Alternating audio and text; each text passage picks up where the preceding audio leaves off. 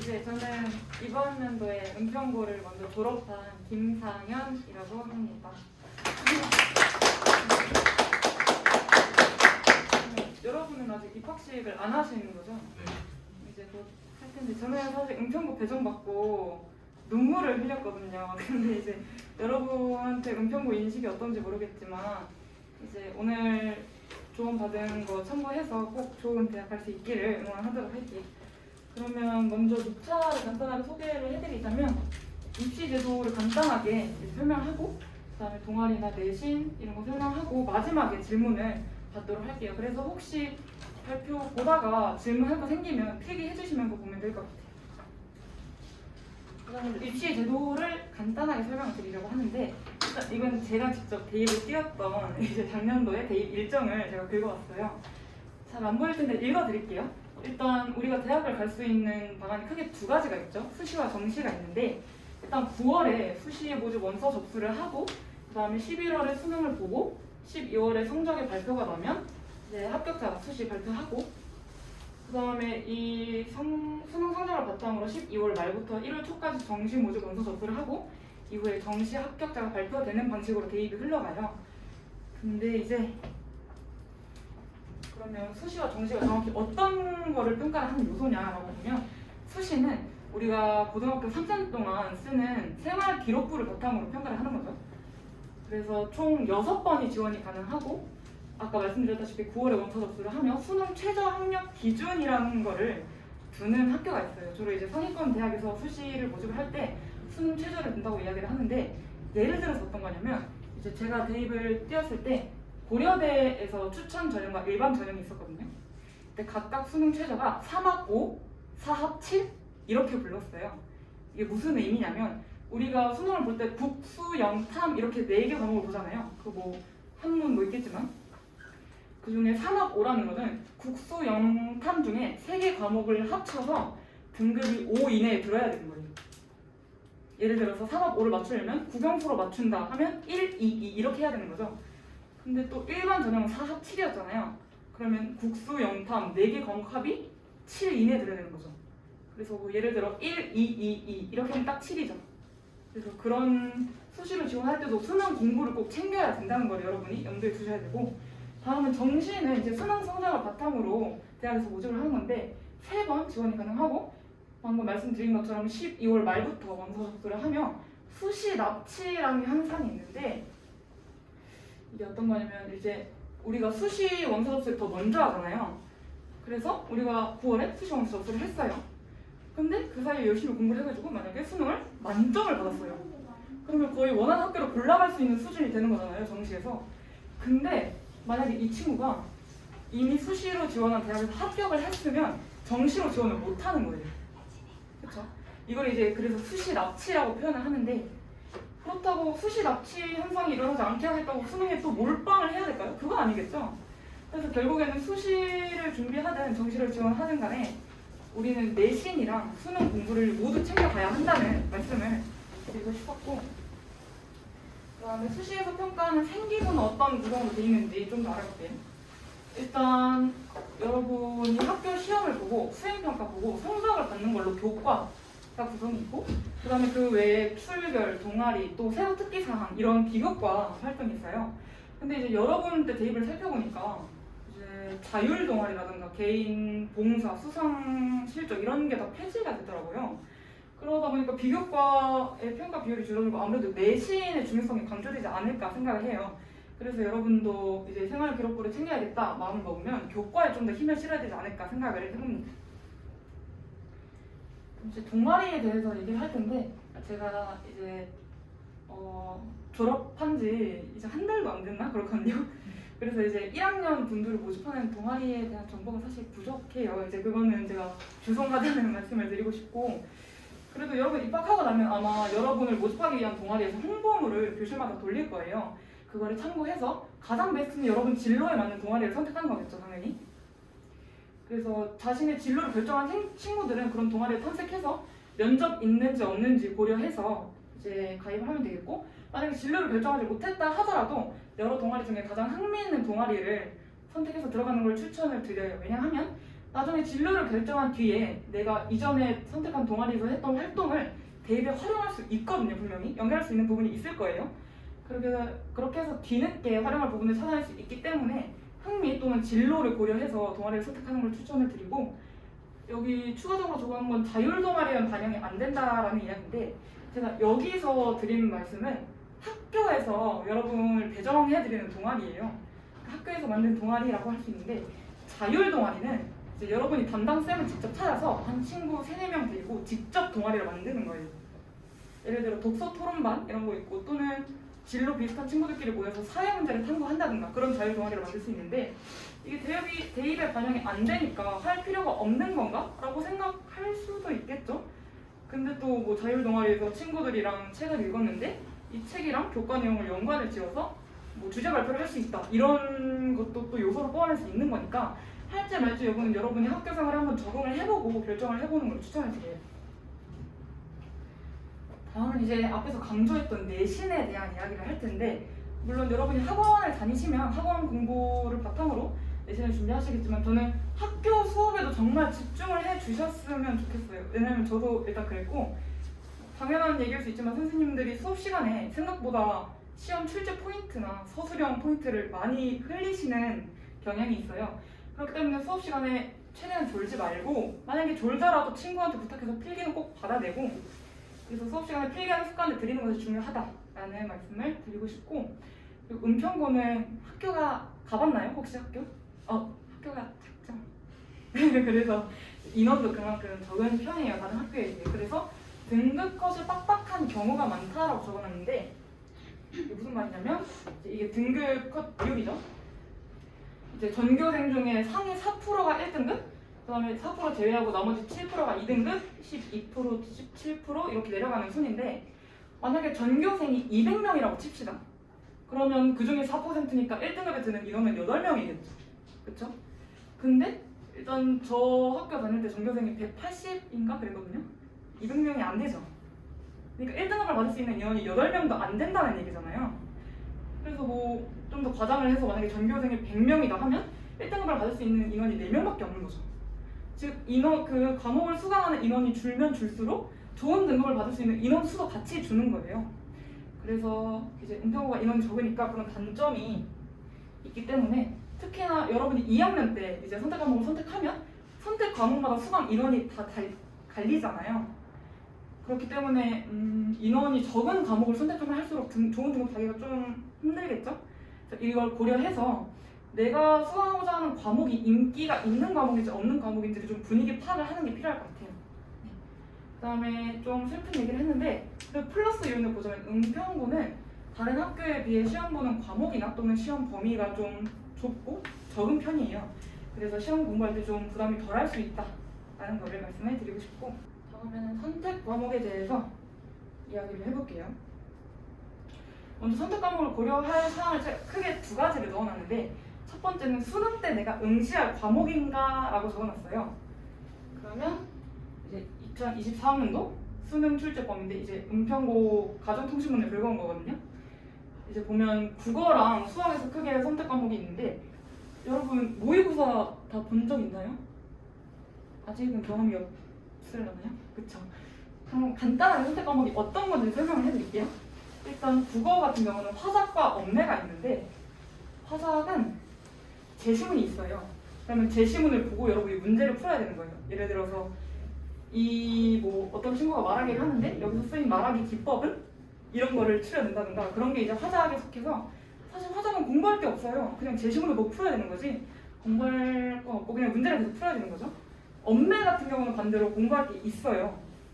예를 들어서 맞춤법이라든가 또는 한글 책에 국어사 이런 거를 공부를 해야 되는데, 대신에 공부를 하면 언어가 맺히는 제시문이 있더라도 제시문에 있는 배경 지식을 내가 다 미리 공부를 해놓은 상태잖아요. 그러면 제시문을 읽지 않아도 문제를 풀 수 있으니까 풀이 시간을 줄일 수 있다는 장점을 갖춘 선택 과목이에요. 그래서 이제 그걸 고려하시면 될 것 같고, 수학 같은 경우는 확률과 통계, 미적분, 기하가 있는데, 문과 친구들은 주로 확통, 그다음에 이과 친구들은 미적분 아닌 비하를 선택을 하죠. 이제 확통을 문과가 선택하는 이유는 미적분이나 비하에 비해서 난이도가 낮고 학습하는 양이 좀 적은 편이에요, 확통이. 그래서 문과 친구들이 주로 선호하는 과목이고 실제로 세 개 중에 봤을 때 선택 비율이 제일 높아요. 확률과 통계가. 그래서 고려하시면 될 것 같고 이과 친구들 미적분 기하 선택하는데 둘 중에서도 선택 비율이 높은 건 미적분이다. 왜냐하면 이제 미적분은 수학 1, 2의 심화 내용이라고 생각을 하시면 될 것 같아요. 그래서 공통 과목을 준비함과 동시에 선택 과목을 준비할 수 있다는 장점이 어떻게 보면 생긴 거니까 그래서 미적분을 선택하는 친구들이 꽤 있는 것 같습니다. 그래서 국어, 수학 선택 과목은 이런 특징을 좀 가지고 있고 그래서 선택 과목 얘기를 하고 있었죠. 제가 뒤 페이지에 은평고 2학년 개설 과목이랑 은평고 3학년 개설 예정 과목을 갖고 왔는데 여러분들랑 똑같지 않을 수도 있지만 아무튼 여기서도 나오죠. 국어, 화작이랑 언매 중에 여러분이 수능 때 응시할 과목을 선택해서 이제 내신까지 같이 챙기시면 되겠고 뒤에도 수학이 미적분이랑 확통이 나오죠. 근데 안타깝게도 이제 기하는 진로 과목으로 빠져가지고 2학년 때 듣게 되는데 이제 기하는 확실히 듣는 학생이 매우 적어요. 매우 적고 그러면 진로 과목이 뭐냐라고 생각할 수 있는데 먼저 진로 과목이 안 써진 건 일반 과목이라 하고 우리가 아는 1등급, 2등급, 3등급, 9등급까지 나뉘는 체제를 말해요. 근데 진로 과목은 1등급, 9등급 이렇게 나뉘는 게 아니라 A, B에 C로 해서 약간 절대평가 형식으로 이제 성적을 받는 방식을 말해요. 그러면 이제 들 수 있는 의견이 그러면 우리 굳이 어렵게 1등급, 9등급 이런 거 따지 말고 그냥 싹 다 진로 과목 선택해가지고 그냥 다 A 받아가면 좋은 거 아닌가? 라고 생각을 할 수 있겠죠? 근데 이제 거기서 걸리는 게 각 대학에서 제시하는 교과 이수 기준이 있겠죠. 이제 각 수학, 과학, 사회 각 과목별로 일반 과목 몇 개, 진로 과목 몇 개 이런 걸 제한하는 경우가 있어요. 그래서 무조건 다 진로 과목을 선택할 수도 없고 설령 그렇다고 하더라도 면접관한테 좋게 보일 일이 없겠죠? 그렇죠? 학교 생활을 성실히 했다는 증거가 되기는 좀 힘들 수 있겠죠? 그래서 네, 이런 교과 이수 기준을 따라보면서 여러분이 이제 선택 과목을 선택을 하셔야 되고 그 다음에 두 번째로 얘기했던 거는 내가 진학하고자 하는 학과에서 요구하는 과목인가 또는 내가 희망하는 학과와 관련된 과목인가라는 이야기예요. 예를 들어 이제 혹시 이과 친구들이 얼마나 될까요, 요즘에? 절반 좀 안 되네요. 이제 이과 친구들은 그 희망 대학에서 어떤 과목을 수강하고 오라고 요구하는 경우가 있어요. 그래서 이제 희망하고자 하는 대학이 혹시 미리 정해져 있다면 그 대학의 입학처 사이트에 들어가서 입학 전형 계획이란 거를 살펴보면 이 대학에서 입학하기 위해 지원할 수 있는 전형은 뭐뭐가 있고 각자 요구하는 건 뭐뭐고 평가하는 요소는 뭐뭐고 이런 게 다 나와 있거든요. 이건 문과 친구들도 통일되는 얘기예요. 희망하는 대학이 있으면 꼭 입학 전형 계획을 살펴보고 혹시나 요구하는 과목이 있는지를 꼭 살펴보시는 거를 추천해 드려요. 이과 친구들을 좀 더 자세히 얘기를 해보면 여기서 볼 때 이게 이제 수능 응시 영역 기준이거든요. 수능에서 이 과목을 선택해야 지원할 수 있다 이런 얘기죠. 근데 이제 보면 문과 계열, 뭐 인문대학, 사회과학대학 이런 데들은 확통, 미적, 기하 셋 다 선택할 수 있죠. 비교적 선택의 폭이 자유로운데 이제 자연과학대학, 간호대학, 공과대학 이런 친구들은 미적분이랑 기하 둘 중에 하나를 선택하라고 하죠. 그러면 이거는 이제 이과 친구들은 확통 선택하지 마라라고 어떻게 보면 얘기를 하는 거죠. 그래서 우리가 입학 전형 계획을 꼭 살펴보고 내가 선택해야 되는 과목이 뭔지 추릴 필요가 있다라는 말씀을 드리고 싶고 사실 여기서 더 챙겨가야 될 거는 따로 있는데 이거 보이나요? 이 글씨? 안 보이실 것 같아서 확대를 해봤어요. 무슨 얘기냐면 유형 원 지원자는 아까 이제 문과 계열이었죠? 문과 계열은 제2 외국어랑 한문을 반드시 응시해야 하며 유형 2 지원자 이과 계열 친구들은 과학탐구 영역 응시 기준을 준수해야 한다. 그러니까 만약에 내가 문과 계열 지원하고 싶어 이 대학에 근데 제1국어 한문을 깜빡하고 신청 안 했네? 그러면 지원을 못 하는 거예요. 그죠? 그래서 사실 엄청 작게 적혀있지만 이게 굉장히 중요한 말이잖아요. 그죠? 사실 저도 이거 못 읽고 응시 안 할 뻔했거든요. 이제 그래서 여러분도 꼭 이런 자잘자잘한 글씨까지 꼼꼼하게 읽어야 된다는 거를 말씀을 드리고 싶은 거예요. 그래서 이과 친구들 말하는 과학탐구 영역 응시 기준 보면 1, 2 아니면 2, 2 조합 중에서 선택을 하라고 하죠. 예를 들어 내가 생명과학 1, 지구과학 1 선택할 수 없고 또 동일 분야 1, 2도 인정이 안 된대요. 즉 생명과학 1, 생명과학 2 이것도 인정이 안 된다는 거죠. 그래서 이거 예시 참고해서 여러분 수능 때 뭐 할지 따라서 내신 때 어떤 선택 과목 할지 꼭 따져 보셔야 됩니다.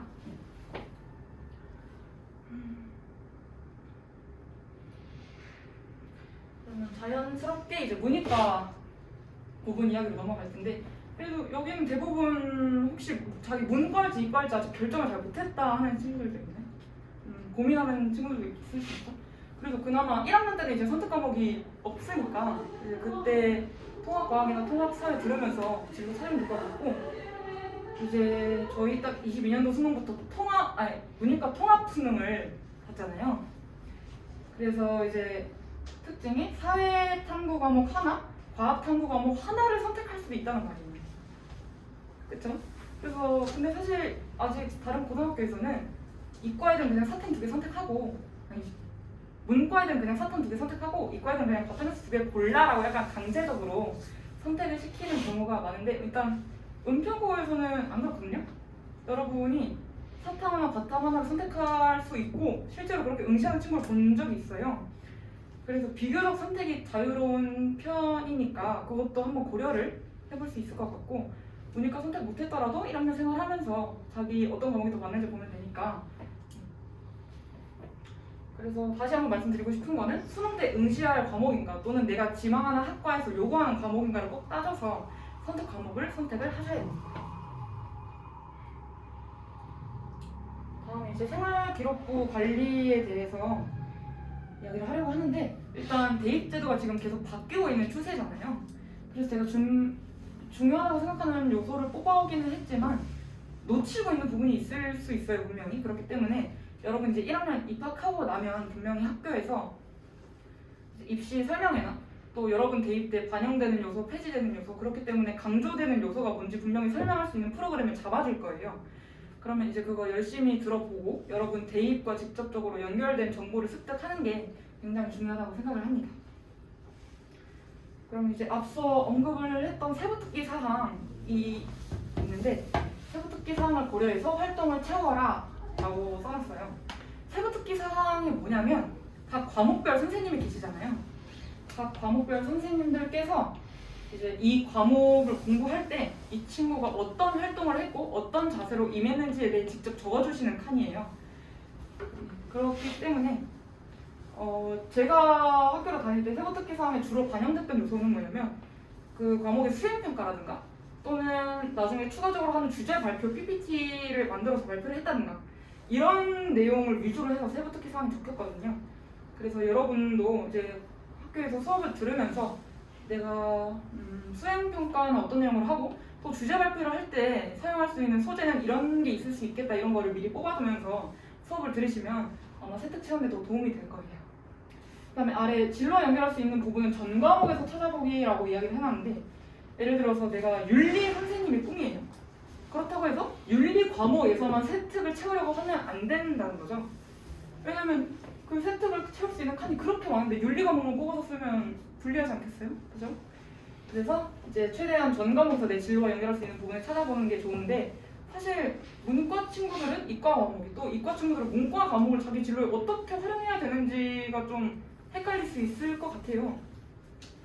그래서 예시를 가져가 왔는데, 일단 제가 문과여가지고 문과 입장에서 주로 중심적으로 설명해보자면, 제가 수학을 공부할 때 확률과 통계 과목을 배울 때 조건부 확률이라는 개념이 있었어요. 그래서 이제 거기서 그게 실생활에 어떻게 활용되는지, 또 내가 희망하는 직업 분야에서 이 수학 개념이 어떻게 활용되는지, 즉 수학을 배울 때는 이 수학이 실생활에 어떻게 활용되는지를 중심적으로 찾다 보면 아마 발표 소재를 찾기가 쉬울 거예요. 네. 수원, 수투도 마찬가지고. 그리고 또 만약에 문학작품 같은 경우도 너무 두루뭉술할 수 있잖아요. 문학작품의 주제가 어떤 것과 연관이 있는지, 또 그 작품이 생성된 시대나 배경을 현대사회와 비교해서 내가 이 직업 분야로 나아가면 이 과거 사회에서 이런 점을 본받을 수 있고 이런 점은 개선 더 해나가야겠구나, 이런 거를 깨달았다, 뭐 이런 식으로 발표 소재를 잡을 수 있겠죠. 그러니까 개개인의 직업 분야나 과목에 따라서 굉장히 다양하게 뽑힐 수 있는 거예요, 이 발표 주제라는 것도. 그렇기 때문에 그런 거를 고려해서 세부특기 사항을 채우시면 될 것 같고, 또 그 과정에서 주의할 게 있는데 그건 이제 뒤에 가서 좀 더 얘기를 해보도록 할게요. 그 다음에 마지막으로 써져 있는 거는 활동 보고서를 제때 작성하자라고 써놨는데 여기서 말하는 활동이라는 건 이제 여러분 중학교 때 아마 뭐 생명 존중 교육, 학교 폭력 예방 교육 이런 거 다 받아보셨을 거예요, 그죠?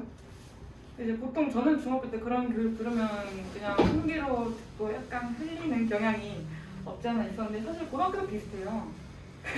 제대로 듣는 친구가 많지 않을걸요? 그래서 근데 이제 저는 최대한 그런 청체 활동을 하는 뭐 약간 뻔할 수 있다고 생각되는 것들 성폭력 예방 교육, 학교 폭력 예방 교육 이런 거 수업 들을 때마다 강사님이 띄워주시는 PPT 같은 거 하나하나 사진 찍으면서 무슨 내용인지 확인하고 또 뭐 뻔할 수 있지만 내가 그 교육을 통해 느낀 점, 실제로 행동이 변화된 점 이런 거를 찾아서 제때제때 보고서를 작성을 하려고 했거든요. 이제 그거는 세부특기사항 말고 창의적 체험활동이라는 칸이 있어요. 거기에 반영이 될 수 있는 부분이고 또 이 활동 보고서를 제때 작성하는 게 나중에 수시 준비하시는 분들 면접 준비할 때 굉장히 유용할 거예요. 왜냐하면 일단 활동 보고서를 작성해서 넣으면 생기부를 채울 수 있다는 장점이 있잖아요. 그럼 그 생기부에 들어갔다는 거는 면접 질문으로 직결될 수 있다는 가능성이 생겼다는 거죠. 그렇기 때문에 면접을 준비할 때 내가 이 강의가 무슨 내용이었고 그걸 통해 왜 바뀌었고 어떻게 바뀌었고 이런 거를 설명할 수 있어야 되는데 사실 고1 때 그런 교육을 받아놓고 고3 때 그 내용을 다시 떠올리기란 어렵잖아요. 그렇기 때문에 그 고3 때 고1 때 기억을 되살리기 위해서 이 제때제때 작성했던 활동 보고서를 참고하면 면접 준비할 때도 굉장히 유용할 수 있다는 거. 그렇기 때문에 여러분께 말씀드리는 거는 수업 들을 때 세특 고려하는 거랑 그다음에 그 자잘자잘한 교육이나 수업들 이런 거 할 때도 활동 보고서를 작성해두면 좋다는 거 말씀을 드리고 싶습니다. 그리고 이 활동도 마찬가지로 인문학 강의나 뭐 4차 산업혁명과 관련된 내 진로와 관련 없을 것 같은 분야들이 있거든요. 근데 이제 만약에 인문학 강의를 듣는다 그러면 내가 내 진로로 나아갔을 때 가질 수 있는 마음가짐은 어떤 건지 또 정비했다 이런 포인트로 연결할 수 있고 4차 산업혁명 같은 경우는 뭐 인공지능, AI가 내가 희망하는 직업 분야에서 이렇게 활용될 수 있다 이런 거를 더 조사를 한다든가 현실 사례를 찾아본다든가 그런 활동을 하였다라고 활동 보고서를 쓸 수도 있겠죠. 네, 아마 그런 교육 들을 때마다 선생님들이 보고서 양식을 주실 수도 있고 그리고 매년 말 선생님들이 이제 세특을 쓰시려고 보고서 양식을 주세요. 어떤 거냐면 이제 날짜 써 있고 그다음에 내가 이날 무슨 교육을 받았는지 들어 있어요. 예를 들어 생명 존중 교육, 학교 폭력 예방 교육 어쩌고 저쩌고 뭐 학급 회장 선거도 심지어 들어 있어요.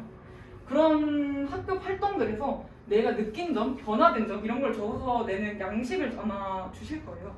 안 주신다면 여러분이 직접 챙겨야겠죠? 네. 직접 안 주시면 챙기시면 되고 그래서 그런 자잘자잘한 활동에서 내가 뭘 느꼈고 뭐가 변화됐는지를 미리미리 체크해두면 아마 그거 주실 때 시험 기간이랑 겹칠 수도 있는데 그러면 내가 미리 작성해뒀던 활동 보고서 참고하면서 요약해서 그냥 바로 제출하면 되니까 시험 공부에 대한 부담이 줄 수 있겠죠? 네. 그래서 이 두 가지는 챙기시면 될 것 같습니다. 그 다음에 자율학습에 대한 말씀을 드리자면 사실 제가 해라, 말라 하는 것보다는 개인의 공부 스타일이나 코로나 상황에 따라 결정하는 게 좋다고 생각을 해요. 네. 일단 은평구의 자습실 같은 경우에는 원래는 이렇게 벽이 쳐진 1인용 자습실의 느낌이었거든요. 그래서 뭐랄까 분리된 공간에 있는 듯한 그런 느낌의 자습실을 이제 사용을 하다가 리모델링을 하면서 스터디 카페 느낌으로 좀 개방적으로 바뀌었어요. 좀 알록달록해지고 의자도 좀 다양해지고 이런 느낌으로 변했는데 사실 제 친구들 중에서는 오히려 이전 자습실을 더 선호하는 경향도 있었고 아니다 스터디 카페 느낌이 더 편안한 느낌이 든다 이런 친구도 있었고 저 같은 경우는 그냥 공부는 편한 데서 해야 된다 이런 느낌이라서 의자만 편하면 어디서든 잘 했던 것 같습니다. 그래서 개인이 어디서 공부하는 게 편하냐에 따라서 결정을 하시면 될 것 같고 또 코로나 상황에 따라서 집에서 나가기 힘든 경우가 생길 수 있죠. 그리고 계속 비대면을 하다 보면 집에서 있는 시간도 늘어날 거고요. 그렇기 때문에 여러분은 아직 고1이니까 혹시나 집에서 내가 편하게 공부할 수 있는 환경을 미리 조성해 둔다면 만약에 잘 조성해 둔다면 나중에 고3 때도 거기서 계속 집에서 공부를 하면서 이제 학습량이 밀리지 않겠죠. 그래서 코로나 상황, 개인의 공부 스타일 또 고려해야 되는 게 생활 패턴이거든요. 지금은 코로나 때문에 모집을 하는지 모르겠지만 이제 저희 때는 아침 자율학습을 모집을 했어요. 그래서 학교에 7시까지 등교를 해가지고 1교시 시작 전까지 아침 자습하고 그 다음에 수업을 계속 듣는 거예요. 근데 이제 이건 아침잠이 많은 친구들은 오히려 안 듣는 게 좋다고 생각해요. 왜냐하면 오히려 내가 일찍 와서 공부 열심히 했지만 정작 중요한 1, 2교시 수업할 때 졸 수도 있거든요. 그냥 아침잠이 많으면. 그렇기 때문에 굳이 공부 많이 하는 게 좋다, 하자 이게 아니라 나 아침잠이 좀 많은 것 같은데 아자보다는 그냥 야간 자율학습을 신청하는 게 낫겠어라고 여러분이 이제 스스로 파악해서 선택을 하시는 게 좋을 것 같습니다. 이제 거의 마무리가 됐는데 주의사항을 몇 가지 말씀을 드리면서 마무리를 하려고 해요. 이제 첫 번째는 대입 관련 정보를 미리 살펴보자라고 적어놨는데 이제 앞에서도 말씀을 드렸죠. 여러분 희망하는 대학이 있으면 거기 입학 전형 계획, 입학처 사이트 자주 들러보고 입학 전형 계획은 꼭 처음부터 끝까지 한번 읽어보시는 걸 추천드려요. 그것도 꼼꼼히, 그쵸? 왜냐면 꼼꼼히 안 읽으면 방금 그거 응시해야 되는 거 고려 안 하면 지원을 못하죠.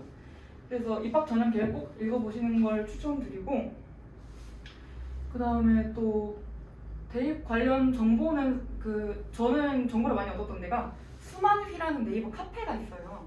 알고 계시는 분 있나요? 수만휘? 그쵸? 좀 있죠? 그래서 이제 거기는 입시생들이 모여서 면접 후기나 또는 뭐 그런 입시 정보를 공유하는 커뮤니티인데 거기 가입해서 대입 정보를 얻는 거를 추천을 드리고 또 처음에 말씀드렸다시피 학교에서 입시 설명 같은 걸 자주 잡아줄 거예요. 그리고 또 뭐 컨설팅 프로그램을 소개시켜 줄 수도 있고 그런 거에 적극적으로 참여하시면서 대입 관련 정보를 스스로 잘 챙기라고 꼭 말씀을 드리고 싶어요. 왜냐하면 저도 이제 고1 때는 그냥 뭐 공부 열심히 하면 되겠지, 또 책 많이 읽어야지 이런 두루뭉술한 식으로 대입을 이해를 했다가 고3 때 입시에 몰아치면서 1학년 때 미리 이런 걸 조사하지 않았다는 걸 굉장히 후회를 했거든요. 그렇기 때문에 여러분도 대입 제도라든가 여러분 희망하는 대학 입학처 자주 들리면서 꼭 정보를 많이 얻으려고 노력을 하셨으면 좋겠어요. 그 다음에 선택 과목 기출문제를 살펴보자 라고 적었는데 사실 저는 이제 수험생 때 선택 과목을 결정을 했다가 한번 번복을 했거든요. 그러다 보니까 저 같은 상황이 생기면 1년 커리큘럼이 꼬이겠죠? 공부하는 게. 그렇기 때문에 여러분 지금 좀 이러다고 생각될 수도 있죠. 사실 뭐 방학이나 그럴 때라도 수능 선택 과목 기출문제 한번 살펴보고 각 과목마다 특징을 정리해놓은 유튜브 영상도 굉장히 많거든요. 그런 거 참고하면서 나한테 맞는 과목은 이런 거겠다. 그러면 이런 과목 잡고 고3 때도 쭉 수능을 가지고 가야겠다라는 감 정도는 미리 잡아두시는 게 도움이 될 거라고 생각을 해요. 네, 그래서 선택 과목 문제도 한번 살펴보시면 좋을 것 같고 그다음 생기부 활동을 채울 때 뭐 앞에 말했던 활동 보고서나 세트 그런 거 채울 때는 여러 과목 간의 연결성에 유의하자라고 이야기를 했는데 사실 저는 정말 학교 생활 열심히 했다고 말할 수 있거든요. 정말 각 과목마다 정말 힘들어서 열심히 공부했고 또 수행이나 주제 발표 정말 열심히 챙겼거든요. 근데 이제 자기소개서를 쓰다 보면 이런 과목 간 연결성에 유의해서 써야 돼요. 즉 활동에 심화되는 과정을 보여줘야 되는데 제가 그게 이제 좀 거기 시간을 많이 들였어요. 좀 많이 힘들었고 그렇기 때문에 여러분 아직 학교생활 시작도 안 했고 입학도 안 했잖아요. 그렇기 때문에 활동이 심화되는 과정에 대해서 좀 고민이라도 한번 해보면 도움이 되지 않을까 생각을 해요. 제가 앞서 보여드렸던 2학년, 3학년 개설 과목 있잖아요. 그런 것도 이제 은평구 홈페이지에 나와 있거든요. 공지사항이라든가 이런 데 떠 있으니까 개설 과목 뭐 있는지 보면서 이 과목 선택하고 이 과목 선택해가지고 내가 이런 식으로 활동을 심화시킬 수 있겠다. 또 선택 과목의 내용에는 뭐가 있고 내 진로랑 연결해서 주제 발표 때 쓸 수 있는 소재는 이런 게 있겠다. 이런 거 한번 잡아두면 학교생활 정말 잘할 수 있겠죠. 그래서 한번 예시를 들어보려고 해요. 예를 들어서 내가 꿈이 교사예요. 그래서 1학년 때 뭐 친구들이랑 자율 동아리를 하면서 내가 교육 격차라는 사회 문제를 인식을 했어요. 그러면 2학년이 되면 그 교육 격차라는 사회 문제에 대한 현상이나 원인을 파악하려는 활동을 하는 거예요. 그래서 교육 격차는 이런 것 때문에 일어났고 이것 때문에 심화가 되고 있구나 이런 걸 파악을 한 다음에 3학년이 되면 이 교육 격차라는 문제를 해결하려면 내가 희망하는 이 직업군이 되어서 교사가 되어서 해결하기 위해 이런 노력을 할 수 있겠구나 하고 탐구하고 독서하고 이런 약간 활동의 심화 과정을 보여주면 좋을 거예요. 그래서 보통은 이게 자소서로 이제 면접관 분들에게 보여지는데 여러분은 자소서가 폐지됐잖아요. 그런데 그 연결성을 증명을 직접 해본 방법이 없단 말이에요.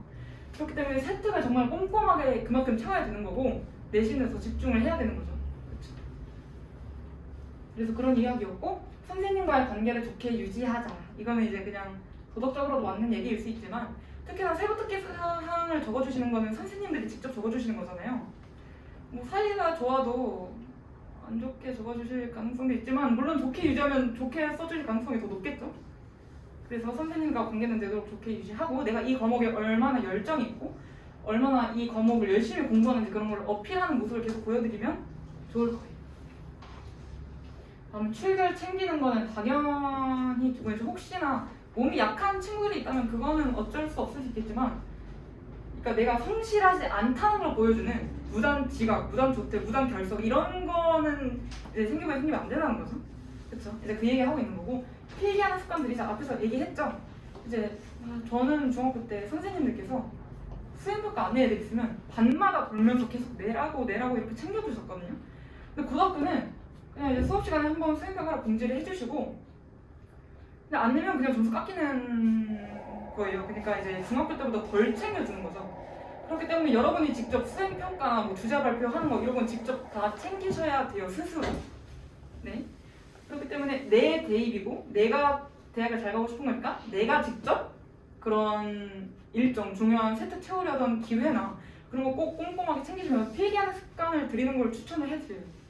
뭐 이거는 꼭 비교과 채우려는 게 아니어도 내신에서 학교 시험 준비할 때 출제 포인트나 서술형 포인트 특히나 가끔씩 이제 흘리시는 쌤들이 계시거든요. 그런 거 이제 자세하게 캐치하려면 수업 시간에 정말 집중을 하시면서 필기하는 습관을 들이시면 좋을 것 같아요. 본인이 한 활동에 대한 소감을 제때 정리해두자. 이것도 방금 말씀드렸던 활동 보고서 그거에 대한 이야기고 그다음에 교과든 비교과든 본인이 알아서 잘 챙겨야 된다. 이것도 마찬가지로 여기서 얘기했던 거죠. 정말 스스로 잘 챙기는 게 정말 중요해요. 네, 정말 중요해요. 그다음에 이제 마지막 주제인데 면접을 대비해서 말하는 연습을 많이 해두자라고 해놨어요. 이제 여러분 아직 뭐 난 정시로 가야겠다 이런 분 있나요? 아직은 없겠죠, 그렇죠? 이제 수시 중에서도 면접이 없는 전형도 많지만 이제 상위권 대학에서는 주로 이제 면접을 포함해서 수시를 모집하는 전형이 많거든요. 면접을 대비해서 말하는 연습을 정말 많이 해두시는 걸 추천해요. 예를 들어 여러분은 수상 경력이 학교에 그 대입에 반영은 안 되지만 말하게 되면 토론 대회 이런 거 참여해서 많은 사람들 앞에서 내 생각을 조리 있고 깔끔하게 말하는 연습 꼭 많이 하시는 걸 추천을 드려요. 왜냐하면 저도 이제 중학교 때부터 발표를 좋아해서 그 사람들 앞에서 말하는 거를 최대한 많이 하려고 해왔고 그런 상태로 면접을 받고 결국에는 이제 가고 싶은 대학에 잘 갔고 그런 결과로 이어졌기 때문에 아무튼 면접 예상 질문을 쓰면서 내가 면접을 많이 연습해요. 고3 때 그렇게 몰아쳐서 연습을 한다고 해도 분명히 이전부터 말하는 연습을 많이 해둔 친구들은 분명히 사람들 앞에서 말할 때 말하는 발화 속도라든가 태도라든가 그런 게 분명히 다를 수 있거든요. 그렇기 때문에 면접을 대비해서 말하는 연습해두는 걸 추천을 드립니다. 그리고 심지어 제가 면접 준비하면서 어떤 얘기까지 들어봤냐면 이제 비대면 수업을 듣다 보니까 온라인 강의를 듣잖아요. 중학교 때도 그랬나요? 그러면 이제 인강을 들으면서 시간을 절약하기 위해 이제 배속을 돌려서 듣는 경우가 많았는데 인강도 그렇고 그랬는데 이제 가족분들도 저한테 말씀하시고 저 모의 면접 봐주시는 선생님들도 말씀을 해주시는 게 너 말하는 속도가 너무 좀 빠른 것 같다라고 말씀해 주시는 거예요. 그러니까 계속 영상을 계속 배속을 돌려가지고 들으니까 말하는 속도가 자연스럽게 빨라지는 거죠. 그래가지고 이런 사소한 부분에서도 사실 발화 속도에서도 발음이 안 좋으면 발음이 뭉개질 수도 있고 그렇기 때문에 그런 사소한 것까지 유의해서 말하는 연습을 해주시면 좋을 것 같고 기본적으로 발표할 때 제스처라든가 또 내가 말하는 영상을 직접 찍어보고 이런 게 좀 어색한 부분이네 이런 게 좀 보기 싫은 부분이네 이런 거 미리 체크해 두는 것도 좋을 것 같아요. 그 다음에 친구들과 대입 정보를 적절히 공유하자. 이거는 이제 여기 있는 친구들도 포함될 수 있는 얘기고 좀 예민한 얘기일 수 있는데 이제 선택 과목에 대해서 얘기할 때 말했잖아요. 선택 과목 인원수가 적은 과목을 수강하게 되면 등급 따기 어려울 수 있다 라고 얘기를 했는데 그렇기 때문에 친구들과 대입 정보 공유하면서 선택 과목에 이 수강 인원이 적은 과목이 뭔지 파악해 두는 거 이거 일단 해두시면 좋을 거고, 또 여기서 말하는 제가 대입 정보는 구체적인 예시를 들자면 이제 추천 전형을 제가 준비를 했는데 글씨가 잘 안 보이죠? 근데 여기서 챙길 거는 어차피 이거는 옛날 거니까 여러분 때는 아니고 주로 이제 높은 대학원에서는 추천 전형을 받을 때 학교별로 인원수 제한이 있는 경우가 있어요. 없는 대학도 있는데 있는 대학도 있다는 거죠. 예를 들어 써있는 거 고교별 4명 이내, 2명 이내, 10명 이내, 인원 5% 이내 이런 인원수 제한을 두고 추천 전형을 뽑는 대학이 있단 말이에요. 그럼 이런 방식에는 내가 만약에 어디를 가고 싶냐, 연세대를 가고 싶어. 연세대 추천형을 가고 싶은데 인원 5%밖에 안 된대요. 근데 연세대 가고 싶은 사람이 얼마나 많겠어요, 그쵸? 근데 그런 그 사람들 다 추천 전형을 쓸 수가 없는 거잖아요. 그렇기 때문에 이런 상황에서는 학교에서 어떻게 하냐면 이제 이런 종이를 주고 1순위, 2순위, 3순위가 적힌 종이를 줘요. 그러면 내가 가장 추천 전형 받고 싶은 대학은 어디다 1순위 적고 그 밑에 2순위, 3순위 적어서 제출을 하는 거예요. 그러면 선생님들이 이제 그걸 보시고 이제 추천 전형은 내신이 좋은 순으로 자르기 때문에 이제 성적이 좋은 애들부터 쭈루루 세워가지고 1순위 해주고 2순위 해주고 3순위 해주고 이런 식으로 채점을 한단 말이에요. 그렇기 때문에 이거 추천 지원서 쓸 때가 가장 눈치 싸움이 아마 심할 거라고 생각해요. 물론 추천 인원수 제한 없는 데는 그냥 편한 대로 쓰면 되겠지만, 그래서 이거 쓸 때도 예를 들어 같은 추천형이더라도 면접을 보는 데가 있고 안 보는 데가 있고 또 서류 면접만 보는 데가 있고 재신문 면접을 보는 데가 있어요. 예를 들어서 저희 때는 이제 약간 친구들이 수능 전에 보는 면접이나 또는 재신문 면접을 좀 기피하는 경향이 있어가지고 이제 그런 데는 좀 지원서를 쓰는 인원이 적었고, 여러분들 이런 분위기를 파악하실 필요가 있다는 거죠. 그러니까 여러분의 정보를 적절히 오픈하되 친구들이 기피하는 전형은 뭐고 선호하는 전형은 뭐고 이걸 알아둬서 내가 지원서를 쓸 때 정말 내가 가고 싶은 대학의 추천 전형을 받을 수 있도록 하는 게 정말 좋겠죠. 왜냐면 제가 이걸 실패한 장본인이거든요. 제가 너무 마이웨이로 이제 하다가 추천 전형을 못 보게 됐는데, 여러분은 저 같은 일이 없도록 이제 그렇다고 너무 내 정보를 오픈하거나 너무 친구한테 캐묻거나 당연히 이렇게 과하게 하면 안 되겠고, 그러니까 친구들과 대입 분위기를 적절히 공유하고 파악하는 게 이제 여러분 대입에 유리할 것이다 라는 말씀을 드리고 싶습니다. 네. 그래서 여기까지 이야기를 하고 여러분 이제 저도 말씀드렸다시피 음정고에 울면서 입학을 하고 울면서 졸업을 하게 되었는데 여러분들 진짜 파이팅 하셔가지고 꼭 모두 가고 싶은 대학 갈 수 있기를 진짜 응원할게요. 와. 네.